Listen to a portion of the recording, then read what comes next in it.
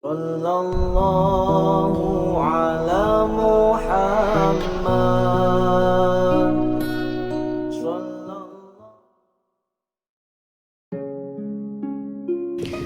Jadi apa itu kebenaran?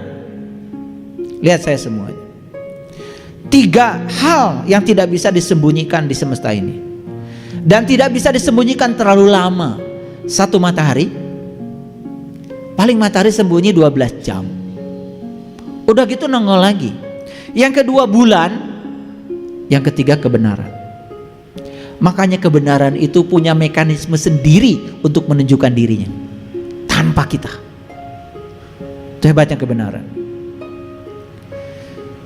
Mata kolbu ini punya kemampuan 70 kali lebih besar untuk melihat kebenaran daripada indera penglihatan. Jadi bayangkan ya, kalau kita cuma melihat dengan ini saja, cuma 1 kali. Tapi kalau kita sudah bisa membuka mata kolbu kita, bisa melihat 70 kali. Sembuh pasti dari penyakit kulit, karena bisa melihat 70 kali lebih tajam. Berapapun cepatnya kebohongan, namun kebenaran akan mengejarnya juga. Biarkan saja kebohongan itu juga bergerak. Tetapi berapapun cepatnya kebohongan, kebenaran akan mengejar dari belakang. Kebenaran punya mekanisme sendiri untuk menunjukkan dirinya. Makanya saya percaya, mohon maaf, semua kebohongan itu akan sirna pada saatnya. Jadi tidak mungkin kesalahan jadi kebenaran walaupun diumumkan terus menerus. Tapi sebaliknya kebenaran walaupun banyak yang tidak tahu, kebenaran dan kebenaran. Maka saya yakinkan, saya pastikan para sahabatku, kebenaran akan muncul. Yuk, sekarang saya sudah melihat banyak orang yang mulai sadar. Saya orang beriman bukan ya? Jangan-jangan saya cuma ngaku-ngaku aja dari kecil. Gitu, mulai sadar. Apa sih cirinya orang beriman? Mulai sadar. Nah, yang dibutuhkan semesta itu orang-orang yang sadar seperti itu, bangkit dari tidur panjangnya. Itu sudah bagus. Kebenaran tidaklah ditentukan oleh berapa banyaknya orang yang mempercayainya. Jadi kebenaran tidak perlu berapa banyak orang yang percaya, gak perlu. Orang yang mencari kebenaran tetapi malu berpakaian sederhana adalah orang yang tidak perlu kita ajak bicara. Ada orang mencari kebenaran katanya, tetapi tidak mau berpakaian sederhana. Kata orang bijak, gak perlu diajak bicara orang seperti itu. Kenapa? Berpakaian sederhana maksudnya melepaskan kesombongannya. Karena kesombongan tidak akan bisa mendatangkan kebenaran. Kamu harus berpakaian sederhana, bicara sederhana, berpenampilan sederhana, jadilah orang yang kosong. Kebenaran akan datang. Dari satu kesalahan lain, manusia menemukan kebenaran. Kalau kita harus melakukan kesalahan dalam proses pencarian, gak apa-apa. Karena dari satu kesalahan ke kesalahan lain, di situ kita akan menemukan kebenaran. Bahkan kebenaran bisa dilahirkan dari kesalahan. Kebenaran sepenuhnya bersemayam di dalam hakikat, tapi orang dungu mencarinya di dalam kenampakan. Bagaimana Anda mencari kebenaran? Kebenaran itu bersembunyi di hakikat. Anda mencarinya di dunia kenampakan. Tahu kenampakan? Ya, di dunia kenampakan. Di dunia populer. Banyak kebenaran dikatakan bercanda. Nih, kalian biasa dengan kebohongan yang dianggap benar. Begitu ada orang bicara benar, dianggap bercanda. Misalnya ada orang bicara begini, ketemu Tuhan tuh mudah kok, karena Tuhan gak pernah tidur, gak pernah ngantuk. Pasti akan disebut bercanda kan? Ada, saya pernah mengatakan pada murid saya, ketemu Tuhan tuh lebih mudah daripada ketemu Pak RT. Ini omongan saya dianggap bercanda, karena kebenaran itu memang kadang-kadang dianggap candaan. Karena kebenaran itu disembunyikan, aurat bagi mereka yang tidak mencarinya. Bagian terburuk dari yang dibohongi adalah mengetahui bahwa Anda tidak layak untuk mendapatkan kebenaran.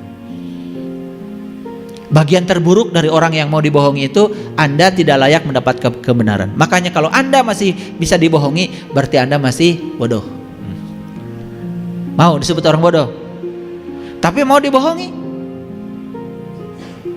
Ya, sok atuh eureun. Kalau ingin disebut orang cerdas, jangan mau dibohongi. Ini orang bilang begini, langsung percaya. Orang begini, langsung percaya. Percaya itu harus bukti. Kalau belum bisa membuktikan, jangan percaya. Gak apa-apa. Dan percaya itu perlu bukti, bukan? Ini termasuk yang saya omongkan hari ini. Jangan percaya sama Saiful kalau kalian belum membuktikan. Jangan percaya kalau saya bilang, wah di dalam gua ini ada matahari luar biasa, ada padang mahsyar indah, mataharinya bersinar terang tanpa menyilaukan. Jangan percaya kalau belum mengalami. Tetapi pastikan, saya bukan seorang kiai, saya bukan seorang ulama. Wah terlalu jauh disebut ulama.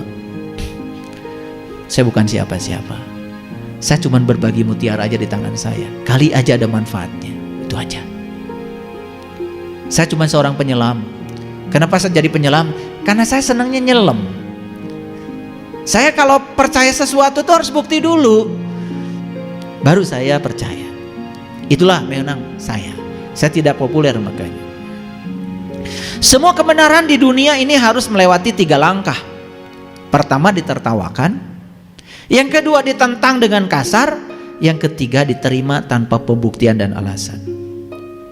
Jadi jalan kebenaran itu 3 para sahabat. 1, ditertawakan. 2, ditentang dengan tidak sopan dan kasar. Yang ketiga diterima tanpa pembuktian dan alasan. Ujungnya kebenaran itu sampai di titik yang ketiga. Makanya begitu kita bicara kebenaran, jangan heran kalau ditertawakan, itu jalan pertama. Kalau kita bicara kebenaran, jangan heran kalau kemudian kita diperlakukan kasar, jalan kedua. Tapi jalan ketiganya akan diterima. Saya pastikan ya, murid-murid saya yang ngaji di saya dulu pernah mentertawakan saya. Nanti suruh bicara satu-satu. Dan mereka juga pernah menentang saya dengan kasar. Sampai di titik samina wa ta'na setelah mengalami. Makanya saya tidak heran kalau saya bicara kebenaran kemudian tertawakan. Karena memang kebenaran itu cirinya ditertawakan. Kalau kebohongan biasanya diterima dengan mudah. Gak ada orang menerima kebenaran dengan mudah, gak ada. Tapi banyak orang yang menerima kebohongan dengan mudah.